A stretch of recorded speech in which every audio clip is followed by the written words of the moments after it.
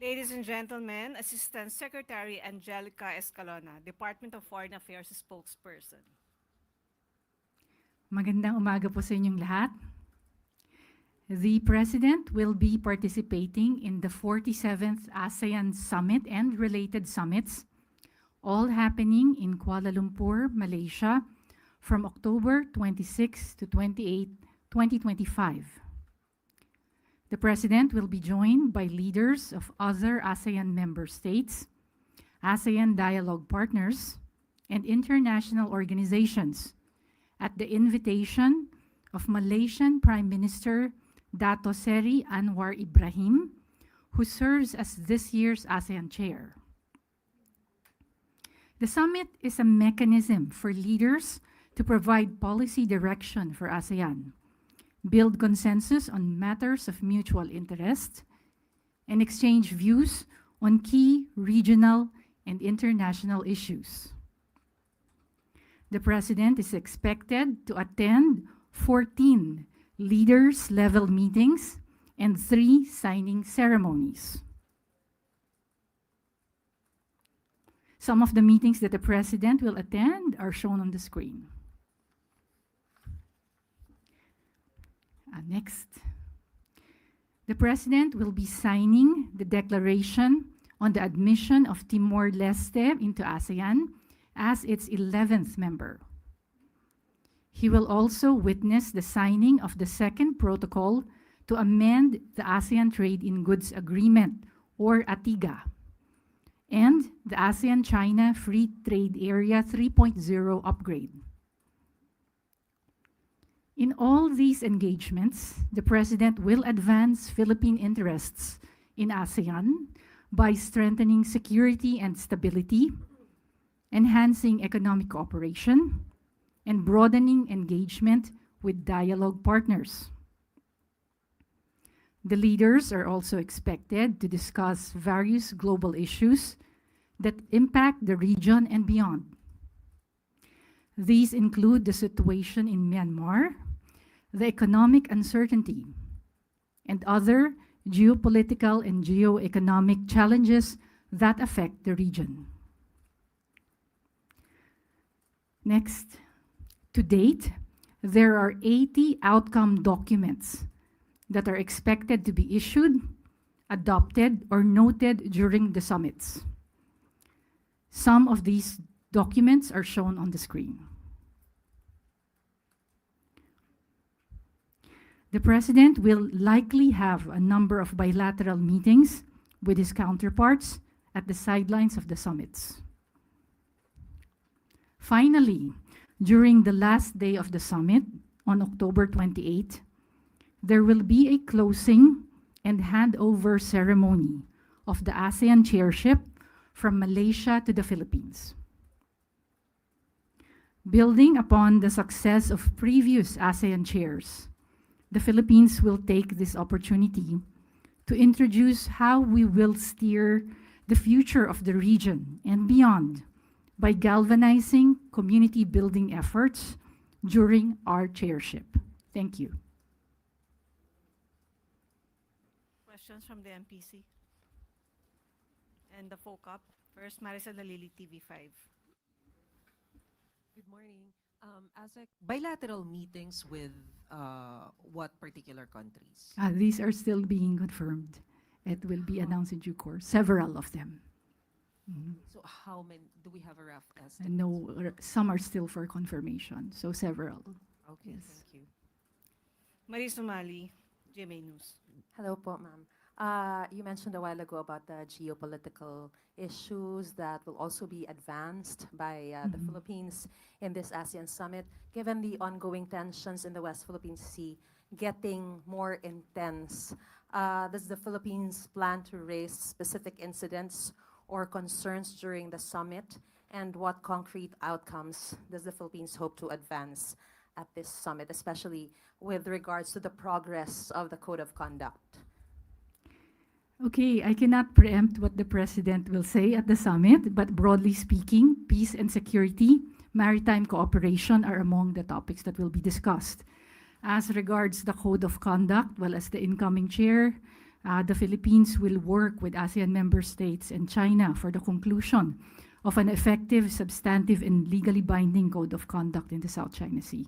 And a follow-up, ma'am, you also mentioned that, of course, the chairmanship will be turned over to the Philippines in this specific summit. As the Philippines prepares to chair the ASEAN in 2026, what transitional agenda items will Manila highlight at this summit? Can you mention? No, I can only mention the broad areas that will be discussed during the summit, which is, as I mentioned, peace and security, maritime cooperation, economic integration, people-to-people connectivity, climate change, among others. Thank you, ma'am. Next question from Chloe Hufana, Business World. Good morning, ma'am. With the 80 expected outcome documents, what are the key Philippine diplomatic priorities and economic priorities po? Well, yung sa economic, we mentioned na yung signing ng 2 agreements. I think that is very important. Yung sa ATIGA at saka yung sa ASEAN-China Free Trade Agreement 3.0 update. So that is very important. Yun naman kasi mga outcome documents, these are really, sa dami ng mga meetings that were shown kanina, all of that they will discuss and they will issue outcome documents based on what are the issues between those who are meeting. So, ang importante sa atin, ito actually, yung Declaration of Admission of Timor-Leste, itong yung sinabi kong 2 economic agreements, and of course, our chairship of ASEAN, the handover. Thank you, ma'am. Katrina Domingo, ABS-CBN. Hi, ma'am. The ASEAN-China Free Trade Agreement is expected to further ease trade relations between China and some ASEAN members. How concerned is the DFA that this new FTA would make several ASEAN members more dependent on China, considering that this has been one of the culprits in terms of the delays in the crafting and finalizing of the DOC and the COC? Yung sa ibang area yon. So when we talk about our relations with China, West Philippine Sea is not the sum total of our relations with China. So we do cooperate with China on other areas, including on the economic pillar of ASEAN. So actually itong ASEAN-China Free Trade Area, this is considered as one of the most important economic partnerships of ASEAN. By upgrading it, dito sa 3.0 upgrade, it will become more comprehensive and aligned to global realities. So, mapapalalim ang kooperasyon sa green and digital economies. And this will also empower micro, small, and medium enterprises. Just a follow-up question. We do know that the South China Sea issue is separate from the economic issue, but then again, it's soft power. It's giving leeway for China and other ASEAN countries to cooperate further, to have better relations. How concerned is the Philippines that this would somehow strengthen China's hold or China's grip into other Southeast Asian economies? Naku, ano na yan, not about the ASEAN summit na yan. But really, I don't want to preempt what our officials will say, but as I mentioned, West Philippine Sea is not the sum total of our relations with China. We look at all the other areas of cooperation as well. Next question from Jean Mangalus, Philippine Star.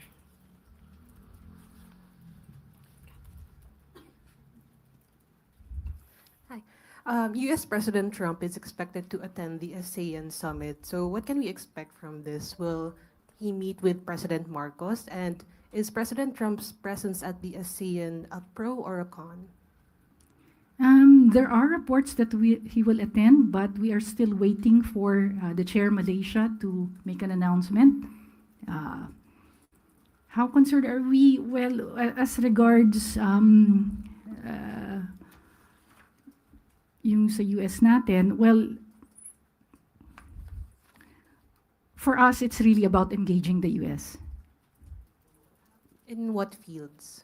In this economic field. So we will work with our ASEAN partners in really finding ways to constructively engage the US. Will the U.S. tariffs come into discussion? I cannot predict what will be discussed, but generally our position is that we want to constructively engage the US, and we also want to discuss with other ASEAN member states on how to improve intra-ASEAN trade and make use of our existing FTAs. Next, Lirina Monte, NHK. Good morning, ma'am. You have mentioned that the president will be having bilateral meetings with various counterparts. May we know if China and Japan would be among those being considered for the bilateral talks? At the moment, these are still for confirmation, so the information will be shared in due course. But there were moves, like us requesting China or Japan or vice versa. Let's just wait kasi for confirmation pa. Okay. Well, you have mentioned that the Philippines is working for the conclusion of effective substantive COC in the South China Sea. Right now, where are we? Since next year, the Philippines will be hosting the ASEAN. So are we expecting that it could be signed by that time? The Philippines believes, well, we are optimistic. But how many percent if you're going to rate? I cannot say that, and I'm not the negotiator, but we are optimistic. Next, Chloe Hufana. Ma'am, follow-up question lang po. Hindi po ba, meron po bang RCEP meeting this upcoming ASEAN, and will President Marcos attend this? Yes, there will be an RCEP meeting, and yes, he will attend it. May specific po ba siyang agenda? Ang pag-usapan kasi dito, the leader's direction in enhancing RCEP implementation and exchanging views on regional and international issues, and this is what I got from the DTI. Thank you, ma'am. From Jonah Kilagon, Asahi Shimbun. Hi, good morning, ma'am. Regarding the situation in Myanmar, the junta in Myanmar plans to hold general elections soon. So how does the Philippines intend to approach these elections? Should representatives from Myanmar be reinstated to ASEAN meetings after the elections? I cannot speak on the substantive part kasi dinidiscuss pa rin yan ating senior officials and our foreign ministers as a prelude to the leaders meeting. I can only give the general position of the Philippines that, we want to see developments as regards to the situation in Myanmar, and we will work with other ASEAN member states as incoming chair. Ma'am, have those developments reached a point where we can accept the political officials from Myanmar, or shall we stick to the career diplomats when we invite them to ASEAN meetings? No, I don't have that information. I'm sorry. Do we have information about who from Myanmar will be attending the summit meeting? At the moment, I don't, but I can later give you the contact person of, if the press needs someone to reach out to in Kuala Lumpur, we can share it. Next question from Ronron Kalunsod, Kyodo News. Morning, ma'am. Going back to the reported attendance of Trump, how does the Philippine view these attendance of Trump? What does it say about his policy toward the bloc and the region? And in light of China's growing influence in the region, and can the Philippines leverage on this policy, knowing that we have a complicated relationship with China because of our dispute on the South China Sea? No, I cannot preempt what our officials will say on that. I cannot speak on the policy side so much. But as I mentioned, we welcome partnership of the United States as one of our more important dialogue partners in ASEAN. We can wait for what our senior officials will say, again, as a prelude to the summit itself. If there are no more questions, may we get a closing statement from ASEC Escalona? Thank you very much, everyone, and we hope that there will be good coverage of the turnover ceremony, and after the turnover ceremony, there will actually be a launch of the Philippines ASEAN chairship, and there will be a more detailed press briefing on the Philippines chairmanship of ASEAN in 2026. That's why I cannot preempt what the officials will say during those briefings. Thank you. Thank you, Assistant Secretary Angelica Escalona. Thank you, Malacañang Press Corps. Thank you.